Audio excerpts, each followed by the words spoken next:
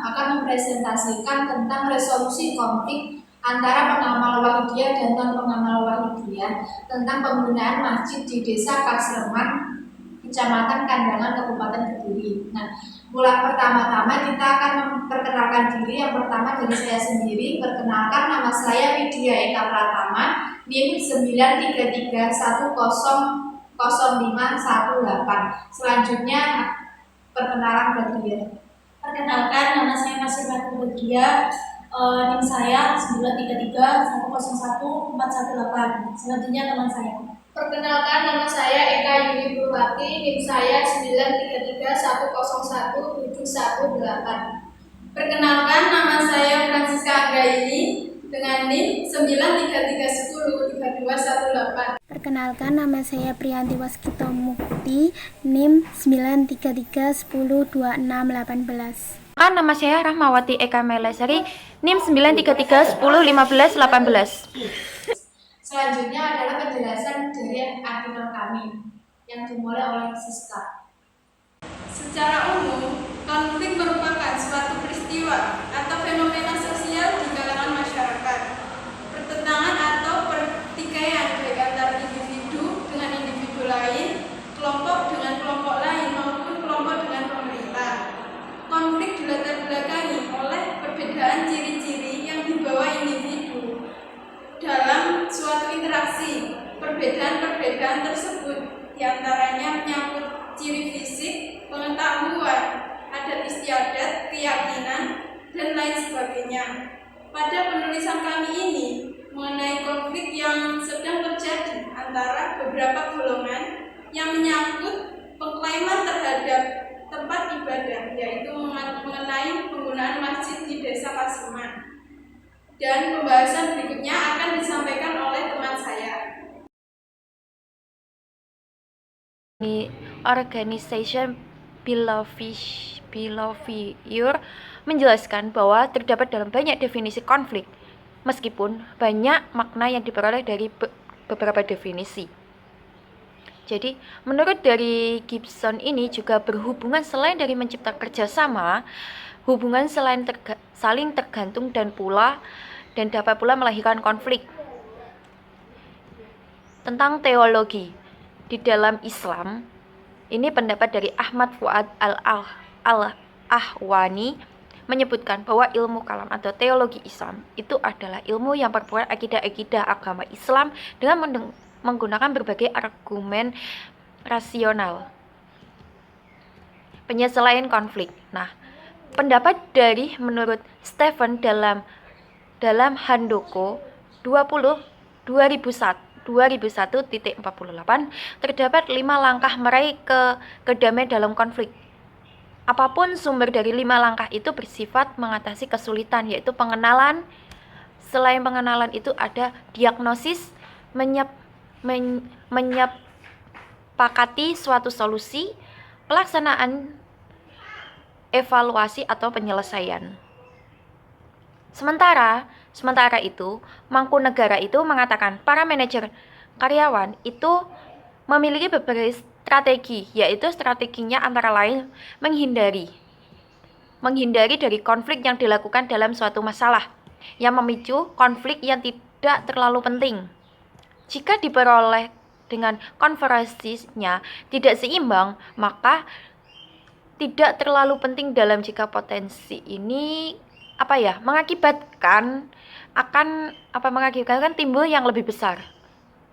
Mengakomodasikan, memberi kesempatan pada orang lain untuk mengatur strategi untuk pemecahan suatu masalah. Selain dari itu ada kompetisi. Jadi guna dalam metode atau guna untuk kompetisi ini itu dipercaya bahwa memiliki lebih banyak informasi, memiliki metode atau keahlian lebih dibandingkan dengan yang lain, itu tidak ada yang dikompromi atau nilai-nilai yang baik.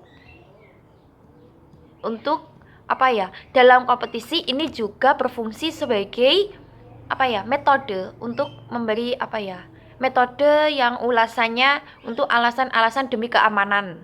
Ya. Selain dari itu ada kompromi atau negosiasi. yang terakhir adalah memecahkan masalah atau kolaborasi. Jadi dalam hal ini Untuk selanjutnya saya ingin menjelaskan tentang metode penelitian. Jadi pada penelitian kali ini kelompok kami itu menggunakan penelitian kualitatif. Penelitian kualitatif ialah metode kualitatif yang bersifat deskriptif dan cenderung menggunakan analisis. Proses dan makna lebih ditonjolkan dalam penelitian kualitatif.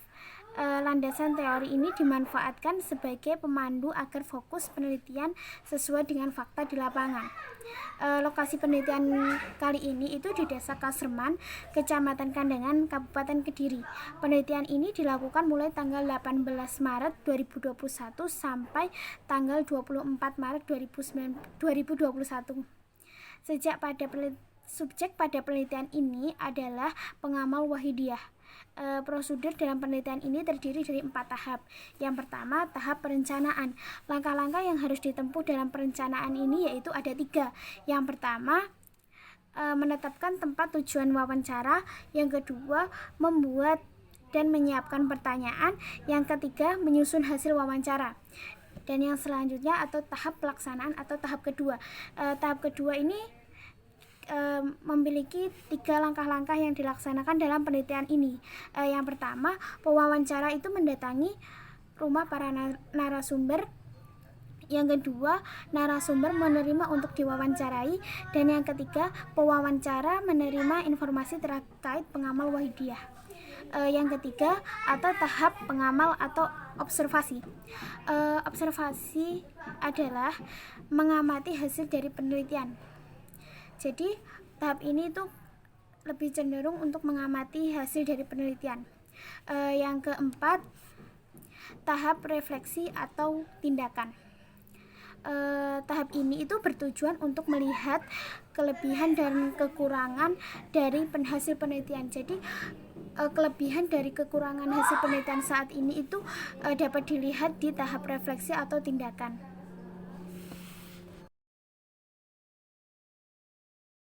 Yang selanjutnya yaitu pengertian tentang pengamal Wahidiyah. Nah, Wahidiyah ini didirikan pada tahun 1963. Didirikan oleh Kiai Haji Majid Makruf. Nah, Kiai Haji Majid Makruf ini, beliau itu merupakan pengasuh pondok pesantren kedua di Kediri. Beliau ini mendirikan Sholawat Wahidiyah karena beliau ketika itu melakukan renungan dan riadah, dan beliau mendapatkan ilmu melalui mimpi. Dari mimpi tersebutlah beliau menyusun Sholawat Wahidiyah ini. Selanjutnya yaitu Sholawat Wahidiyah itu terdiri dari 6 asas. Yang pertama itu asas pengabdian, yang kedua asas musyawarah dan istikharah, yang ketiga asas mengutamakan kewajiban daripada hak, yang keempat asas takdimal aham al anfa, yang kelima asas ta'awun, dan yang keenam asas tawakul atau tawakal dan berserah diri kepada Allah. Nah, Sholawat Wahidiyah ini memiliki ciri khas yaitu tanisan dengan mujahadah, nidah, tasyafuq, istiqraq. Hal ini terjadi karena di dalam tata cara mujahadah ada situasi yang menyebabkan mereka menangis, seperti gugur, istidhar, tadalum, iftikor, syarab, dan mahabbah. Baik, yang selanjutnya saya akan menjelaskan tentang konflik yang terjadi di Desa Kasreman. Nah, menurut kami penelitian ini sangat menarik karena apa? Jarang ya kita ketemu sebuah kasus yang mana ketika masjid itu hanya digunakan oleh golongan tertentu. Padahal seperti yang kita tahu bahwa penggunaan masjid itu kan biasanya untuk umum. Akan tetapi di Desa Kasreman RT 2 RW 2 ini berbeda.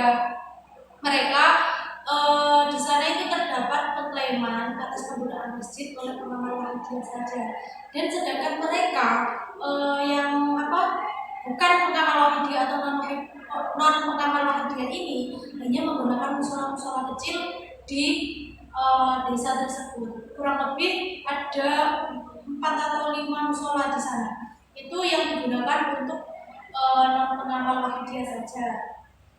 Pada saat para non pengamal Wahidiyah ini menggunakan masjid, itu muncul desas-desus yang kurang enak didengar, dan dari situ orang-orang yang non pengamal Wahidiyah ini juga canggung, merasa kalau ya sudah lah, emang itu masjidnya mereka.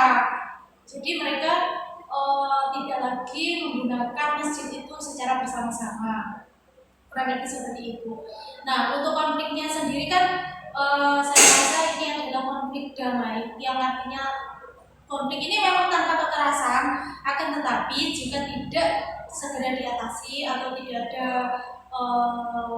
jalan keluar atau mediasi apapun namanya, itu pasti akan semakin merenggangkan hubungan yang ada di masyarakat, antar masyarakat yang ada di sana. Saya rasa seperti itu. Selanjutnya akan dijelaskan oleh teman saya. Untuk resolusi konfliknya, kita harus pertama kali harus mengetahui dulu pengertian dari resolusi konflik itu apa. Jadi resolusi konflik adalah suatu cara untuk menyelesaikan masalah yang sedang dihadapi dengan individu lain atau dengan kelompok lain secara sukarela. Jadi di sini ada beberapa strategi penyelesaian konflik. Yang pertama, jadi konflik agar tidak semakin melebar itu, masyarakat seharusnya mendapatkan sosialisasi mengenai kultur setempat, baik kultur agama, budaya, tradisi, sehingga masyarakat itu dapat mengatasi hal-hal yang beragam supaya tidak terjadi konflik. Yang kedua, dengan cara mengadakan kegiatan-kegiatan secara bersama untuk mempererat persaudaraan, karena dengan semakin erat hubungan akan mengurai terjadinya konflik. Untuk yang ketiga itu melerai konflik yang sedang terjadi agar konflik tidak semakin meluas itu kalau bisa ada penengahnya atau yang memediasi. Untuk yang keempat, anak-anak sejak dini diajarkan mengenai keragaman agar tidak membuat keruh suasana konflik, dan anak-anak juga diajarkan untuk tidak terlibat konflik, sehingga ketika anak-anak tersebut sudah dewasa, maka mereka akan melakukan kebiasaan mereka untuk menghindari konflik. Nah, sedangkan resolusi konflik yang digunakan oleh peneliti dalam menyelesaikan konflik di desa Kasreman ini itu melibatkan 3 pihak, yaitu pihak yang berkonflik sendiri, 2 pihak yang berkonflik itu, dan juga pihak penengah, yaitu yang melerai konflik. Jadi pihak penengah itu adalah pemerintah desa. Jadi pemerintah desa itu melakukan mediasi dengan cara mengumpulkan 2 pihak yang berkonflik itu, kemudian dimusyawarahkan secara bersama-sama. Sekian dari presentasi kami, kurang lebihnya mohon maaf. Wassalamualaikum warahmatullahi wabarakatuh.